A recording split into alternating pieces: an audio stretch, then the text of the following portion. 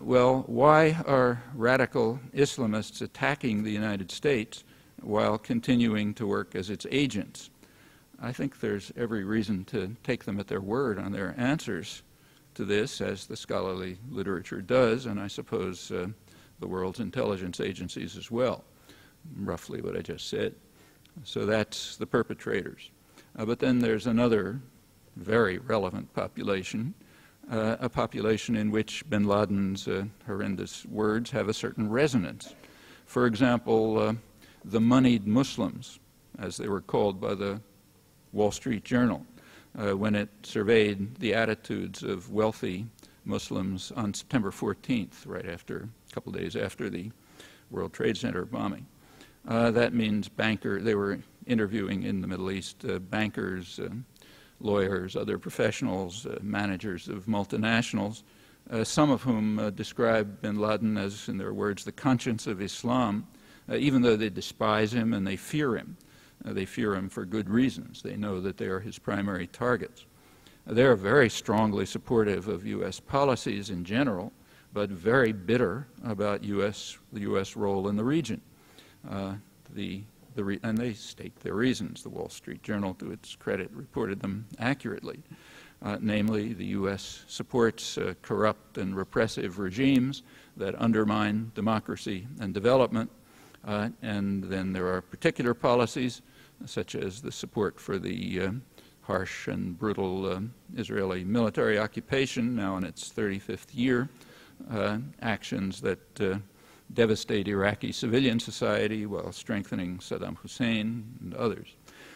Nobody surveyed opinions in the slums and rural villages, but if they had, they'd find similar reactions, but harsher ones, because unlike the moneyed Muslims, the people there don't understand why the wealth of the region should be drained to the West and to local collaborators rather than being used for the domestic population. Well, these attitudes, which are not exactly secret, provide some of the answers to George Bush's plaintive question, why do they hate us? And those who want to add some historical depth can easily do so. You can look back at the declassified internal record. So say back to 1958, which was a crucial year in U.S. foreign policy. In that year, and the records are declassified, in that year there were three major crises in the world. Eisenhower and Dulles, President, Secretary of State, insisted that there was no Russian connection in any of them, which is incidentally rather typical of the Cold War period when you look closely at particular cases. All three were oil producers. All three were Islamic, Indonesia, North Africa, Middle East. But they were secular Islam in the three cases. In the Middle East, Eisenhower pointed out to his staff that, I'm quoting him, the problem is that we have a campaign of hatred against us, not by the governments, but by the people. Why? Why? This is 45 years ago, not after September 11th. The National Security Council explained, highest planning body, I'm quoting them, they said, in the eyes of the majority of Arabs, the United States appears to be opposed to the realization of the goals of Arab nationalism. They believe that the United States is seeking to protect its interest in Near East oil by supporting the status quo, that means corrupt and brutal governments, and opposing political or economic progress. And they point out that that perception is difficult to counter since it's accurate. Our economic and cultural interests in the area have led not unnaturally to close U.S. relations with elements in the Arab world whose primary interest lies in the maintenance of relations with the West and the status quo in their countries. So that's the policy we do follow and we should follow, and it will lead to a campaign of hatred against us, much as the Wall Street Journal and others found after September 11th, when they surveyed the opinions of the wealthy and the privileged, who are closely linked with Western power and support its basic objectives. Well, it's easy to go on with this, and it's not hard to understand, but educated opinion here prefers a different story, the one you've read over and over. It prefers ruminations about how they resent us because of our freedom and our love of democracy, or because of their cultural failings, which go back to the Middle Ages, or because they've been left behind by the form of globalization in which they happily participate, and so on. And we can, if we want, choose self-serving fairy tales, but it's not particularly wise, nor is it wise to pretend that we don't know the answer to Bush's question. We do. It's very hard to miss. Well, those policies continue to be operative, not only in the Middle East. Let's go back to Latin America. Here the policies are similar, and they are just as natural, to quote the National Security Council, as in the Middle East. And they're also deeply rooted. Not a great surprise to Latin Americans or to people here who want to understand our own country, for example, by looking at the rich declassified record of internal planning. For example, you can look back to a hemispheric conference in 1945, which laid out the framework for subsequent U.S.-Latin American relations.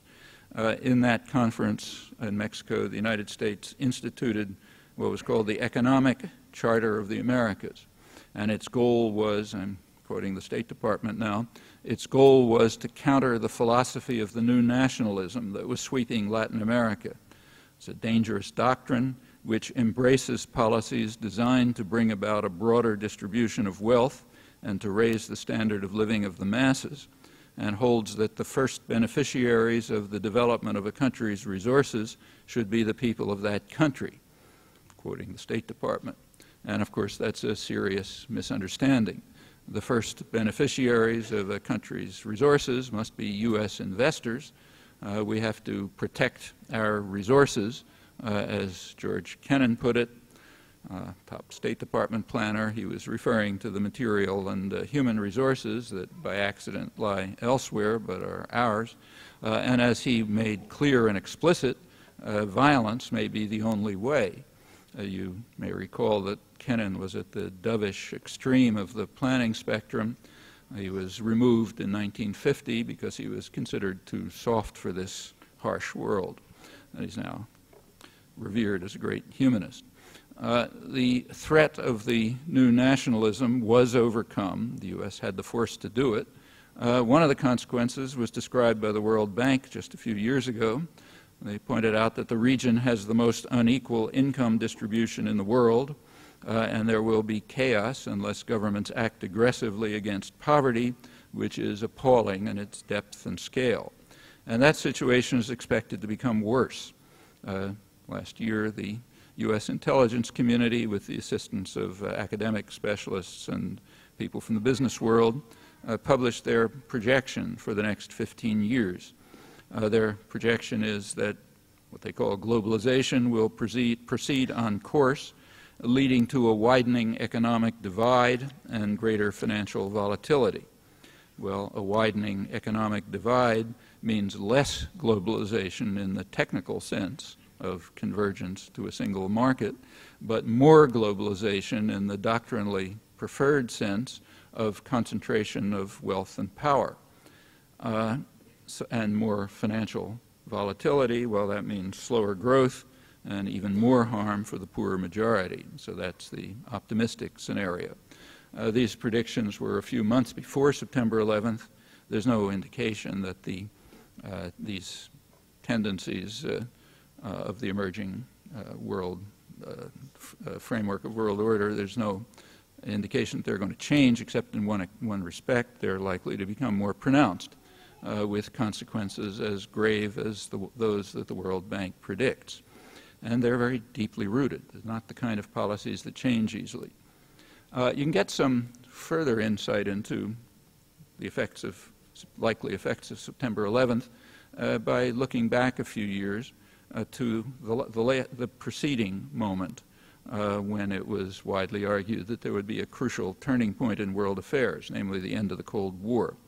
That was definitively over by November 1989 with the fall of the Berlin Wall. So what do we learn from that historic break? Well, I think if you look back now with 12 years, 13 years experience, we discover primarily continuity.